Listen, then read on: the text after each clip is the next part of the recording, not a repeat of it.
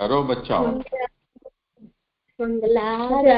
चिंता संतान हंसारो यत्पादाम्बुजलेन वा ज्ञानान्तं निजाचार्यान् प्रणमामि यदनुग्रहतो जन्तु सर्वदुःखातिगो भवेत् तमहं सर्वदा वन्दे श्रीमद्वल्लभनन्दनम् अज्ञानातिमिरान्धस्य ज्ञानाञ्जनशलाकया चक्षुरुन्मीलितं येन तस्मै श्रीगुरवे नमः नमामि પછી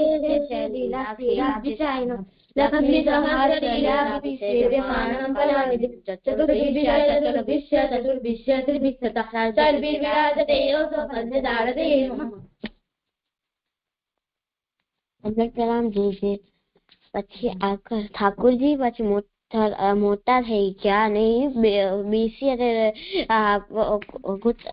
ઘૂંટણના સાથે હાલી શકતા હતા.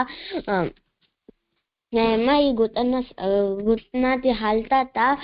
તો અને યશોદાજી એમને બારે મૂકી ગયા. એમને રમવા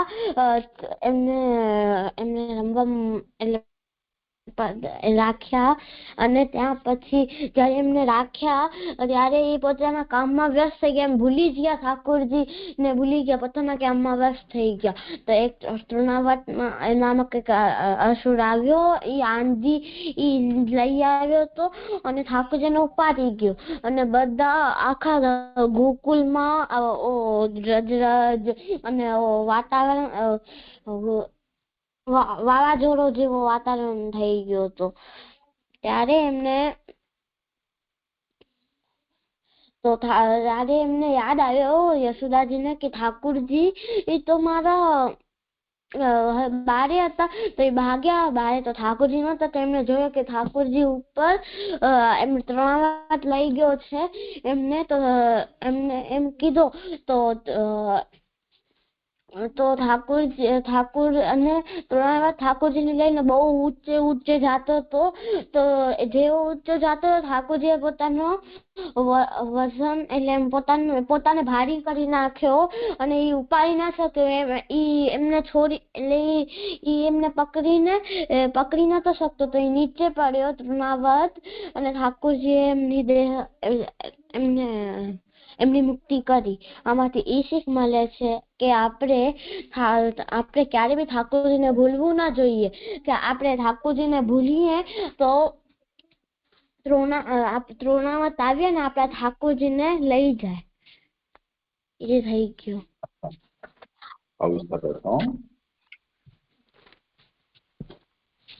પ્રણામ. જે હા રાત્રે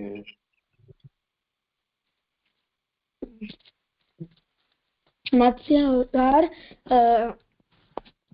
એક વખત બ્રહ્માજી પોઢ્યા હતા. તો તેમના મુખમાંથી વેદ નીકળી ગયા. તો એક અસુર હતો હયગ્રીવ. તે વેદને ચુરાવી લીધા. અને આ બધી વાત વિષ્ણુજીને ખબર પડી. તો વિષ્ણુજીએ મત્સ્ય અવતાર ધારણ કર્યો. અને પછી એકવાર રાજા સત્યવ્રત સૂરજ દેવને પાણી ચડાવતા હતા. તો તેમના હાથમાં મછલી આવી. તો મછલીએ કીધું રાજા મને લઈ જાઓ ને. તો રાજા સત્યવ્રત તેમના મહેલમાં લઈ ગયા અને એક સોનાના પાત્રમાં રાખ્યો. તેમાં મોટી થઈ ગઈ તો બીજા એક પાત્રમાં રાખ્યો. એવી રીતે બધે પાત્રમાં મોટી થઈ જતી હતી મછલી. તો છેલ્લે નદીમાં મૂક્યો. તો નદીમાં મોટી થઈ ગઈ. તો સમુદ્રમાં મૂક્યો.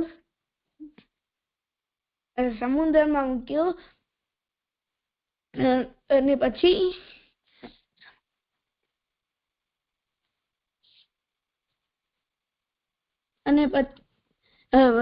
સમુદ્રમાં મૂક્યો. અને પછી ઠાકોરજીએ તેમને મત્સ્ય અવતારમાં દર્શન કરાવ્યા. અને સત્યવ્રત અને કીધું કે હવે યુગ પૂરો થાય છે. તું 7 ઋષિ અને લેખેલા જાનવર પશુ પક્ષીઓને લઈને અહીંયા વાત જો હું આવું છું. પછી વિષ્ણુજી અસુરનો વધ કર્યો. અને પછી એ નાવમાં બીજા પછી રાતના પ્રલય આવ્યો, તો પછી સવારના બધી રાતના પ્રલય આવ્યો ને પછી સવારના નવો યુગ થઈ ગયો. આનાથી શીખ મળે છે કે ઠાકોરજી ભક્તોની રક્ષા કરે છે, પોતાના ભક્તોની રક્ષા કરે છે. અને શબ્દ છે અવતાર. અવતાર એટલે એ ઠાકોરજી પોતાના ધામ માંથી ભૂતલ ઉપર કોઈ પણ સ્વરૂપે પ્રગટ થાય તેને અવતાર કહેવાય.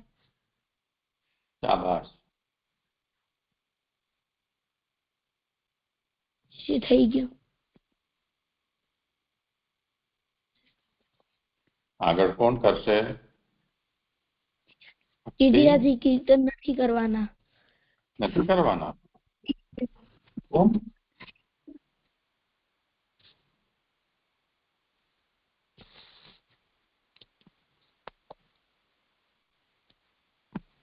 તો હવે શું કરશું?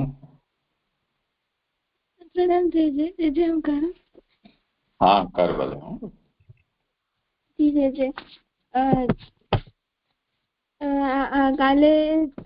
કાલે પેલા તો જે 13મો શ્લોક છે એનામાં તદા ભવે દયાલુત્વમ અન્યથા ક્રૂરત્મતા, તો ઈ જે પંક્તિ હતી આ શ્લોક સાથે ભેગી લેવાની હતી. તો ઈ જોયો તો કે જે એનામાં એવું જોયું હતું કે સર્વદા મુરવૈરી એવા શ્રી કૃષ્ણના ગુણમાં આવેશથી પુષ્ટ એવા ચિત્તવાળાને સંસાર ત્યાગમાં ક્લેશ થતો નથી, તેમજ સંસારના વિરહને લીધે ક્લેશ થતો નથી, પણ હરિવત સુખ થાય છે. જ્યારે આમ થાય છે ત્યારે દયાળુ પણ થાય છે. બીજી રીતે તો ક્રૂરતા મનાય છે. તો એનામાં એવું જોયું હતું કે આવું એટલે કે જે ભક્ત છે એ આમ એને પ્રભુના ગુણગાન કરે છે.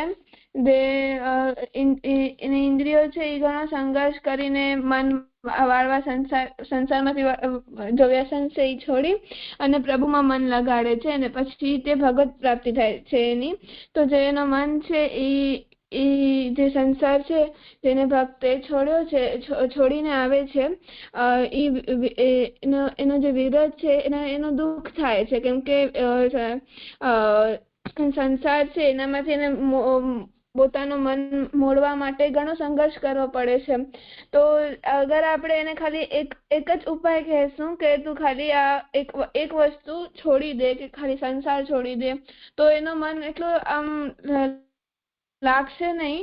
એટલે એ ભક્તને ત્યાગાત્મક ઉપાય સાથે અનુષ્ઠાનાત્મક ઉપાય બંને આપે છે. તો એ ત્યાગાત્મક ઉપાય છે કે સંસાર આવેશ છોડવો. તો એ સંસારમાંથી પોતાનો આવેશ સંસારમાં જે એનો આવેશ ઇન્દ્રિયોને થઈ ગયો છે એ છોડે છે અને પછી સર્વસ્વ સમર્પણ કરે છે. સંસારનું વ્યસન છોડીને ઇન્દ્રિયોમાં ભગવદ આવેશ કરાવે છે. તો આવી રીતે એને બે ઉપાય કર્યા. એનાથી એવું થાય છે કે એવું કરે છે તો એના ચિત્તમાં ભગવદ આવેશ થાય છે. જેવી રીતે ભગવાન સદા આનંદમાં બિરાજે છે તે જ રીતે ઇન્દ્રિયો ચિત્ત પ્રભુમાં લાગીને સુખ પામે છે અને સંસારનો વેરા તેને થતો નથી.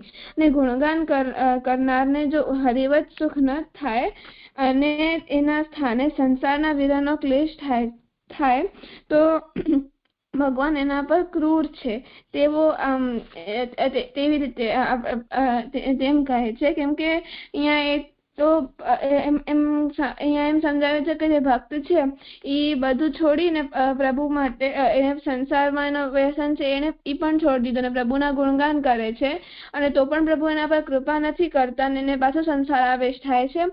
તો એવું ગણાય છે કે પ્રભુ એના સાથે ક્રૂરતા કરે છે. તો આપણે જેમ એક્ઝામ્પલ આપ્યું તો કે કોઈ ભોજન નિમંત્રણ માટે કોઈ બોલાવે જમવા માટે અને એ ખાલી પાણી આપીને મોકલાવી દે તો આપણે ક્યાંય પણ ના રહ્યા ના આ સાઈડ ના. તો એ જેને આપણને નિમંત્રણ આપ્યો છે એને આપણા સાથે ક્રૂરતા કરી. એવી જ રીતે આ સમજવું જોઈએ કે ભગવાન અગર ભક્ત ભગવાન માટે બધું છોડીને આવે છે તો ભગવાન એના પર કૃપા કરવી જોઈએ. ભગવાન ત્યારે જ દયાળુ ગણાશે જ્યારે ભક્ત સંસાર છોડીને પ્રભુ માટે આવ્યો છે તેના પર કૃપા કરી તેનો સંસાર છોડાવે અને ભગવત કૃત અને એના પર કૃપા કરી એને સંસાર આવેશ છોડાવે ને ભગવદ આવેશ એનામાં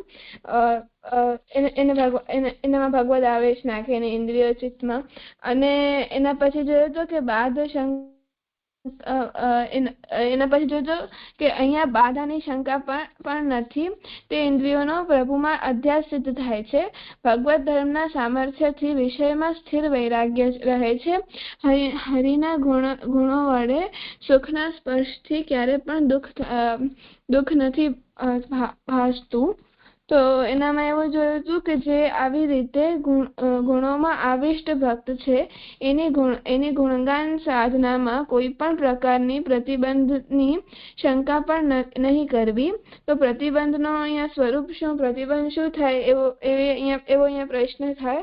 તો અહીંયા એમ સમજાવવામાં આવે છે કે યા તો કોઈ તે ભક્તને તેની સાધનાથી ભટકાવી દે એ એક પ્રતિબંધનું સ્વરૂપ છે કે જેમ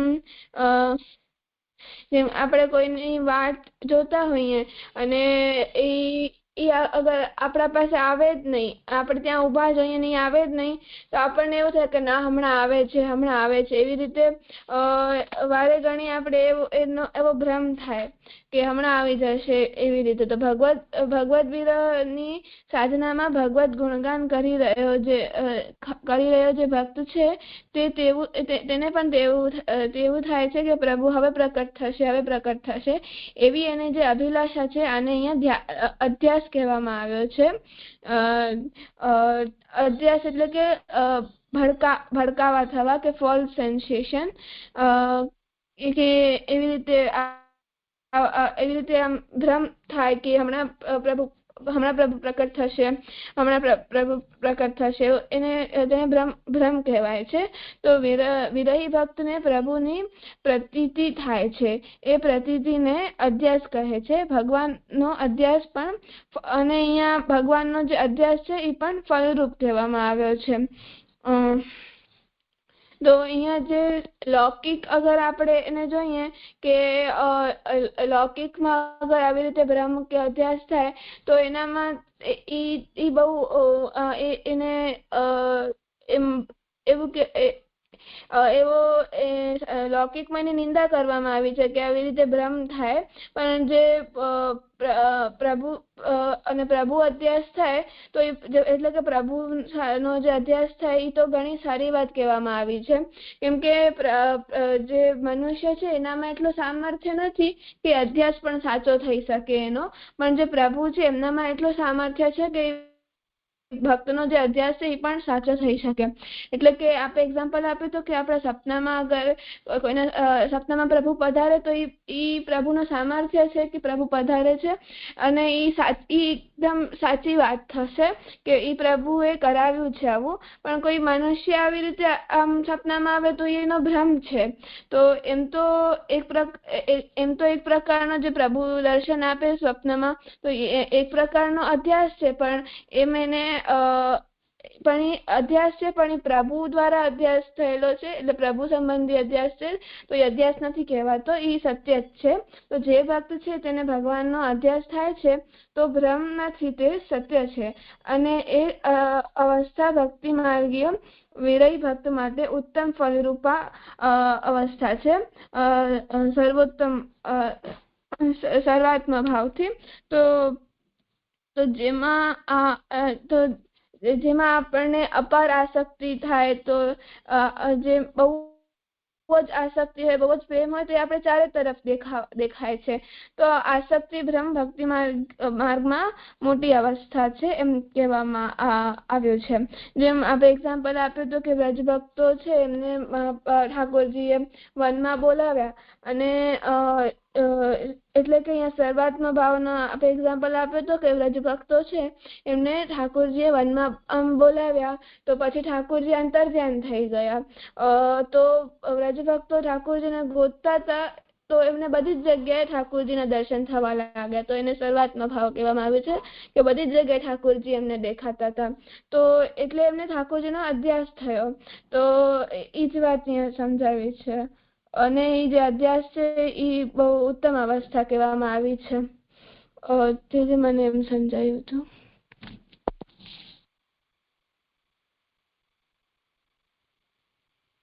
હા ભક્તિ, હવે આમાં કઈ હોય કઈ બીજો વિષય પૂછવા કરવાનું કોઈને કઈ કેવું હોય તો, નહીં તો કરો આગળ. કર ભલે. जी एवं ज्ञात्वा ज्ञानमार्गात् उत्कर्षो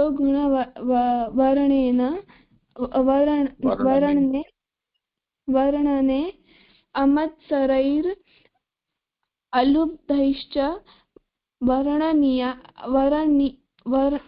वर्णनीयाः सदा गुणाः. अर्थ એ પ્રમાણે જ્ઞાન માર્ગ કરતા ભગવત ગુણના વર્ણનમાં ઉત્કર્ષ એટલે કે અધિકપણું જાણીને અમતસ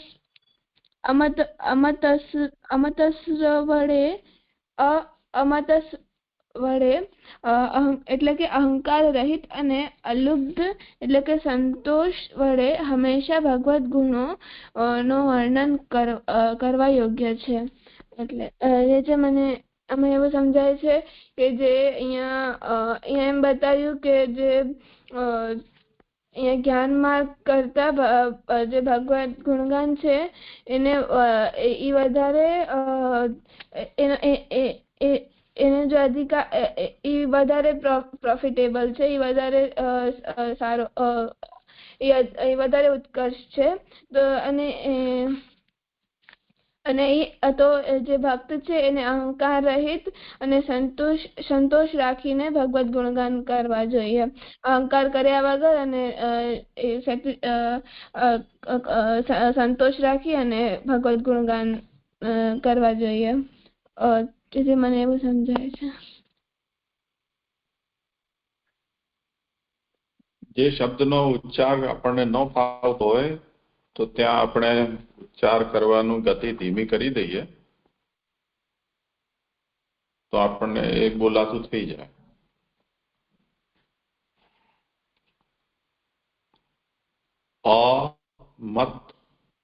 અમત્સરૈર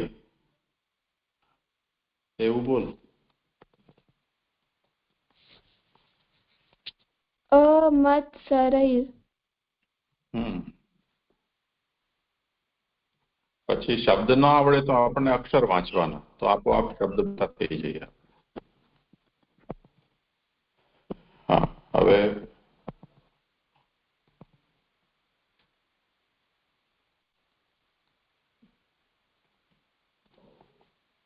આ જે વિષય શરૂ થયો હતો એ સંસાર આવેશ દુષ્ટાનામ ઇન્દ્રિયાણામ હિતાય વૈ, ત્યાંથી એના પહેલાનામાં શ્રી મહાપ્રભુજીએ એ જણાવ્યું કે હું પોતે રોધથી નિરુદ્ધ થયો છું અને નિરોધની પદવીને પ્રાપ્ત થયો છું.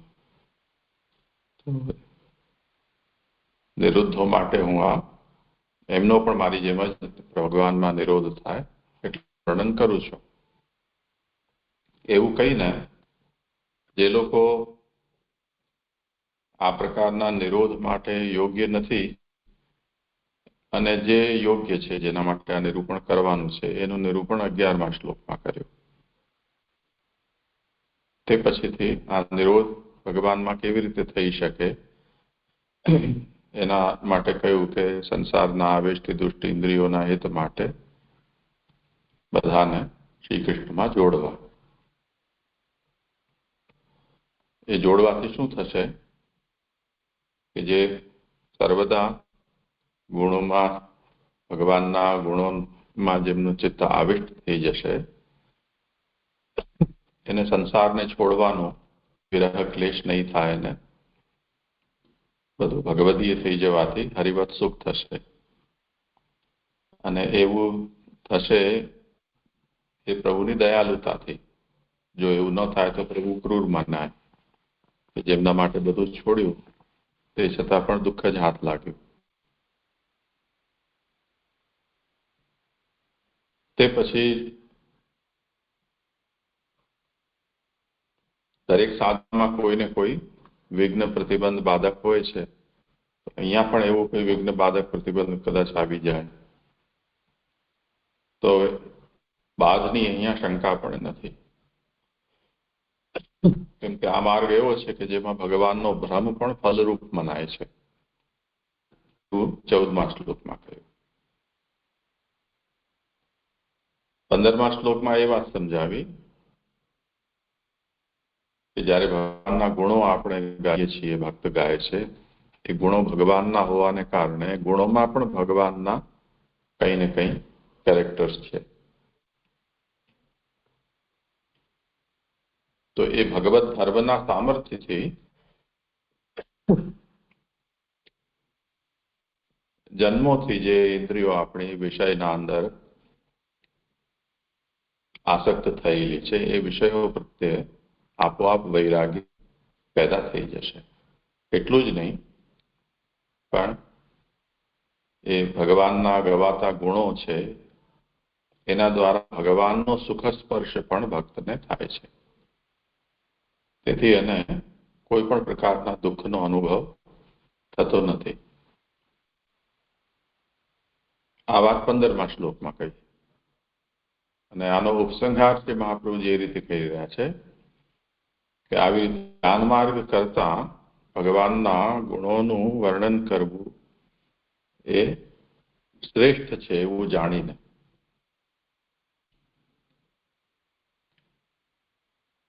અમત્સરૈ એટલે ઈર્ષ્યા વગરના થઈને, અલુબ્ધૈ એટલે કંઈ પણ પ્રકારનો લોભ લાલચ કે કામના રાખ્યા વિના સદા ભગવાનના ગુણોનું વર્ણન કરવું એટલે ગુણગાન કરવા. આ અહીંયા નિર્ણય આપ્યો છે. નિર્ણયમાં બે વાત બતાવી છે.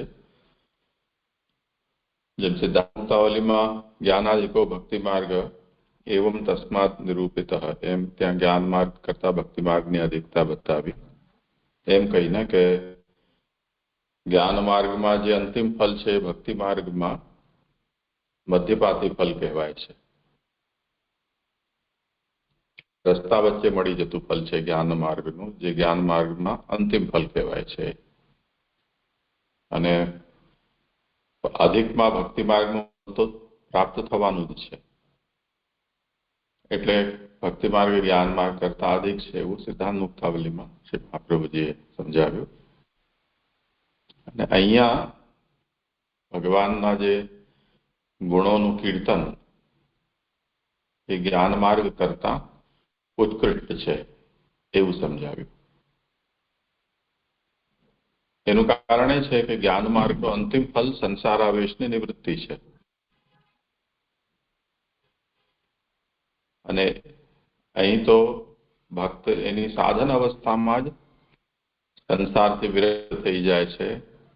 એ સંસારના વિરક્તિથી સંસાર દુઃખથી પણ મુક્ત થઈ જાય છે અને ઉપરાંત એને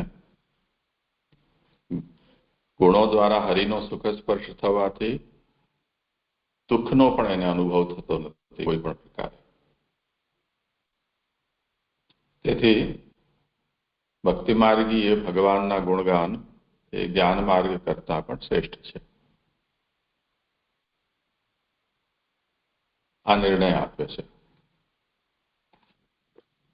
અને એનું હવે અહીંયા ઉપસંહાર કરીને કર્તવ્ય બોધ આપી રહ્યા છે અહીંયા કે જો ગુણગાન છે એટલા ઉત્તમ છે તો હવે શું કરવું? તો સદા ગુણાહ વર્ણનીય, આ નિર્ણય છે. ભગવાનના ગુણ વર્ણન એટલે કીર્તન સદા કરવા. સદા કેવી રીતે કરવા? ગુણ વર્ણનની અંદર બે દોષ છે. એક તો માત્સર્ય એટલે ઈર્ષ્યા અને બીજો લોભ, જેને આપણે લોભ લાલચ કામના ઈચ્છા કહીએ છીએ તે. તો જે પણ ભગવાનના ગુણ ગાય છે એમાં હું આટલું કરું છું તો મને કંઈ ભગવાન મારું કરે એવી જાતની એના પાછળ ભાવના જોડાતી આવતી હોય એવું બને. તો શ્રી મહાપ્રભુજી એને સાવધ કરી રહ્યા છે કે ભાઈ ધ્યાન રાખજો, ગુણવર્ણન છે એ ઉત્તમ છે, પ્રોવાઇડેડ વિના લોભે, વિના લાલચે, વિના ઈર્ષ્યાએ કરવામાં આવે. ઈર્ષ્યાનો મતલબ શું?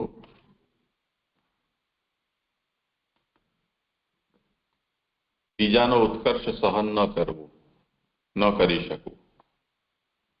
ગુજરાતીમાં જેને અદેખાઈ કહેવાય.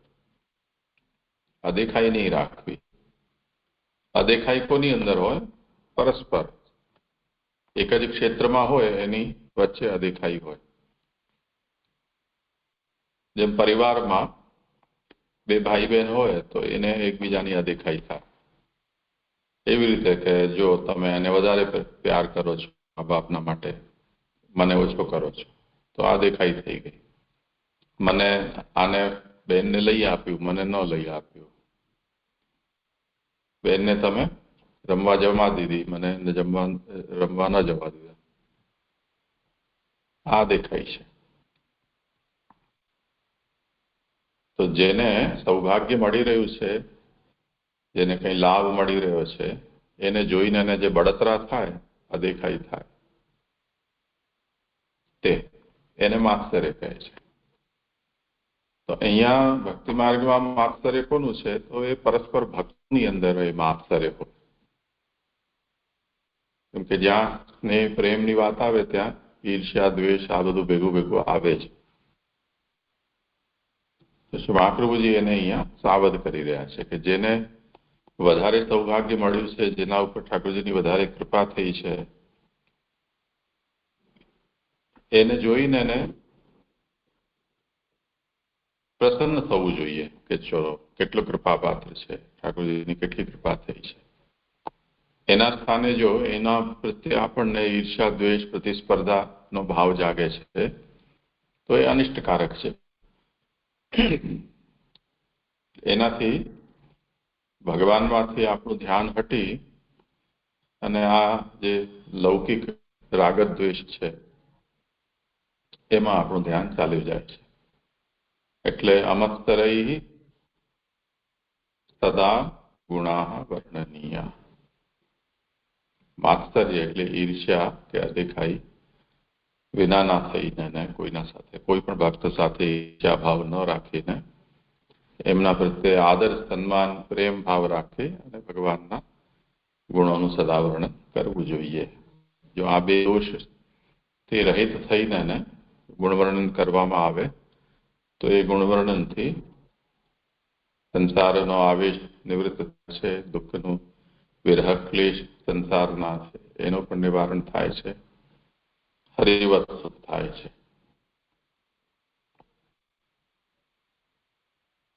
સમજાયું ભક્તિ? જી જી જે મને આમાંથી એવું સમજાયું કે અહીંયા જે જ્ઞાન માર્ગ થી જે ભક્તિ માર્ગ છે એને ઉત્તમ ગણવામાં આવ્યું છે. કારણ કે જ્ઞાન માર્ગમાં જે સંસાર આવેશ છૂટી જવો એ જ મોટી સિદ્ધિ બતાવી છે. પણ ભક્તિ માર્ગમાં તો જે સાધન દશા છે એનામાં જ એ સંસાર આવેશ છૂટી જાય છે અને એના પછી એને દુઃખ પણ નથી થતો, કેમ કે એનામાં ભગવદ આવેશ આવી જાય છે. તો એને જે સંસાર એને મૂક્યો એનો એને દુઃખ નથી થતો. અને પછી અહીંયા મહાપ્રભુજી એક ચેતવણી અને એક સલાહની જેમ ભક્તને સમજાવે છે કે જેને પણ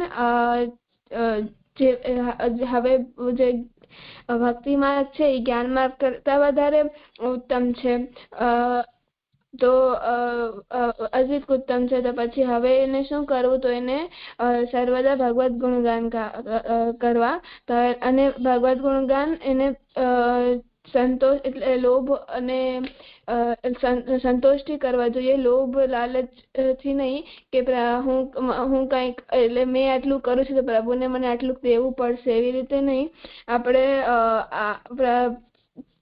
આપણે સંતોષતાથી એટલે પ્રભુ જે આપે એને સ્વીકારીને જે ભગવત ગુણગાન કરવા જોઈએ અને ઈર્ષ્યા રહિત થઈને કરવા જોઈએ કે બીજા સાથે એટલે કોઈ બીજા પર કૃપા કરી હોય, આપણા કરતા વધારે જેમને જ્ઞાન હોય, વધારે આપણા કરતા વધારે જે ભગવદીય હોય એને જોઈને ઈર્ષ્યા ન કરવી જોઈએ, એમનાથી શીખવું જોઈએ. ઈર્ષ્યા કરે કે અહંકાર કરે કે આને વધારે મળે છે, દેખાઈ કરે તો પછી એનું નુકસાન થશે અને એનામાં પ્રભુ પ્રત્યે સ્નેહ પણ નહીં આવે. જે મને એવું સમજાયું હતું.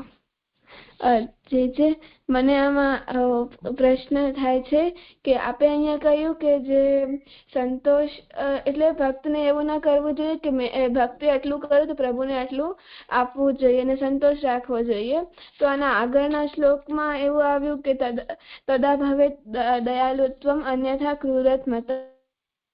તો ભક્તે આટલું મૂક્યું તો પ્રભુ એને દયા એના પર કરવી જોઈએ, નકર પ્રભુ ક્રૂર છે. તો અહીંયા આ વાત કહી તો આ સમજાતું નથી. હા, તો એ પ્રભુની તરફથી આ વાત છે. એટલે જે સંસારને છોડીને ભગવત ગુણગાનમાં લાગી જ રહ્યો છે એના સાથે ભગવાન ક્યારે પણ એવું નથી કરતા કે એને પોતાનું સુખ પણ ન આપે અને સંસારના સુખથી પણ એને વંચિત કરી દે. તો બંને જગ્યાએથી જાય એવી સ્થિતિ પ્રભુ નથી કરતા. એટલા માટે એમ કહી રહ્યા છે કે જો ભગવાન એને હરિવત સુખ ન આપે અને સંસારના વિરહ ક્લેશનો નાશ ન કરે તો પછી ભગવાન ક્રૂર ગણાય. પણ ભગવાન એવું નથી કરતા, તેથી ભગવાન એના પ્રત્યે દયાલુ છે એમ સમજવું જોઈએ. એટલે ગુણગાન કરનારે મનમાં એવી ગણતરી રાખી અને ગુણગાન કરવું, એના માટે આ વાત નથી કહેવામાં આવી. પણ પ્રભુ શું કરે છે, જે ભગવાન સંસારાસક્તિ છોડીને ગુણગાનમાં લાગે છે, તો એના પ્રત્યે ભગવાનનો કેવો એપ્રોચ હોય છે એ અહીંયા વર્ણવવામાં આવ્યું છે.